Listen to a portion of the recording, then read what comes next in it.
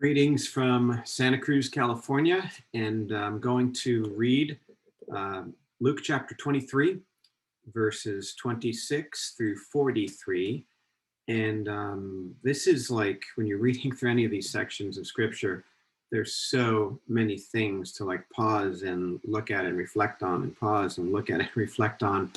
So I'm just going to look at one part, but there's so much in here.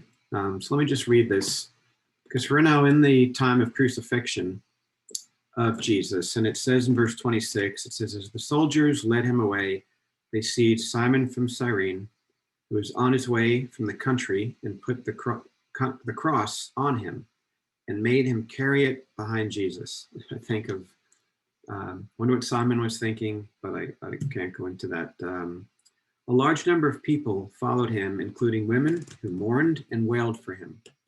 Jesus turned and said to them, daughters of Jerusalem, do not weep for me, weep for yourselves and for your children. For the time will come when you will say, blessed are the childless women, the wombs that never bore, and the breasts that never nursed. Then they will say to the mountains, fall on us, and to the hills, cover us. For if people do these things when the tree is green, what will happen when it is dry? And I'll just say right there, that is Jesus quoting from Hosea, and he's basically saying there's something really, really big happening right now, and please put faith in me, believe in the Lord. And he just has some very sobering words that I can't go into there, but he's basically saying there is truth, and please follow the truth. Don't regret that you don't follow who is truth and the way and the life. Verse 32, it says, two other men, both criminals, were also led out with him to be executed. When they came to the place called the Skull, they crucified him. They crucified him there along with the criminals, one on his right, the other on his left. And this is what I want to focus on. So, right, Jesus now is in the most excruciating pain you could probably be in if you're living, in terms of he was just, previously he was just whipped and basically tortured, and he's in horrible agony from that pain. Now he's crucified, and all that's going on with the crucifixion up on these wooden beams that form the cross. And here he is in excruciating, horrific pain. And what he says in verse 34, Father, forgive them, for they do not know what they're doing. I'm going to read a couple more verses and then come back to this, because I want to focus on that particular verse.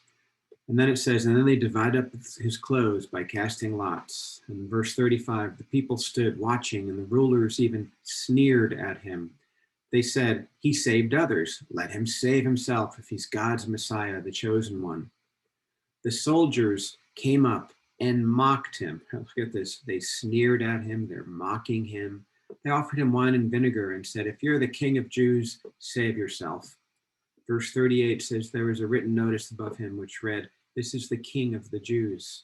One of the criminals who hung there hurled insults at him. Aren't you the Messiah?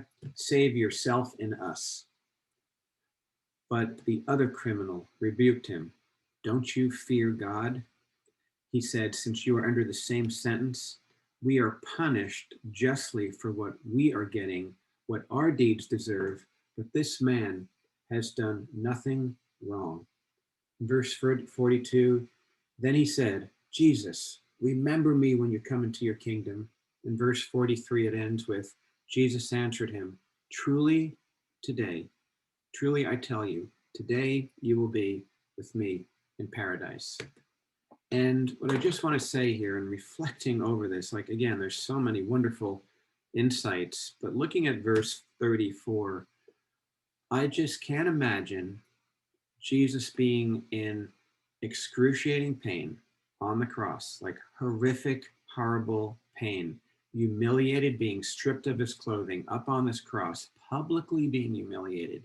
All around him, we see people, it says, sneering at him, mocking him, hurling insults at him. And what does he say? Father, forgive them, for they do not know what they're doing, right? I know myself, I'd be like, I want to like, get them back, like, uh, destroy them. Like I would, my reaction would probably be so different. I'm like, don't forgive them. Look what they're doing. And Jesus's reaction is forgive them. One, forgive them like they knew what they were doing. They were killing him, right? They were executing him. They didn't realize who they were executing, and they didn't understand that. But Jesus's heart here was forgive them, Lord. And what I wanted to say and just maybe challenge everyone with is, do we see that as a model in our lives? Like how quickly I want to, get revenge, how quickly I want to strike back, how quickly when someone hurts me, when someone wrongs me, and I just naturally don't want to forgive them. But Jesus's model, and I even get back somehow, Jesus's model, forgive them. And is there anyone like in our lives, I'm thinking, is there anyone I need to forgive? Is my attitude when someone wrongs me, little or big, if there's a tiny little argument with your spouse, or if it's something large where someone intentionally went around you and hurt you, is our posture, God, help me forgive them. Help me forgive them. And that's what I'm just looking at so quickly. And then Jesus's model here was even that deathbed sort of confession, Lord, will you forgive me? And this guy is eternally forgiven on the cross. Today you'll be with me in paradise. Read 2 Corinthians 5:8 and other places. Here it talks about the moment, if you're a follower of Jesus, we die, we're with him. Our bodies may be here, but our spirit is then with Jesus. To be apart from the body is in the presence of God, and Jesus, we're with him. And that's a great hope. I want to tell people about this. That's why I know my life is, I want to tell people about this amazing, forgiving Jesus. All right, this story is going to continue, but what amazing things, even in that short little piece of scripture. And may we be forgiving like Jesus and want others to also be forgiven in his presence for all of eternity.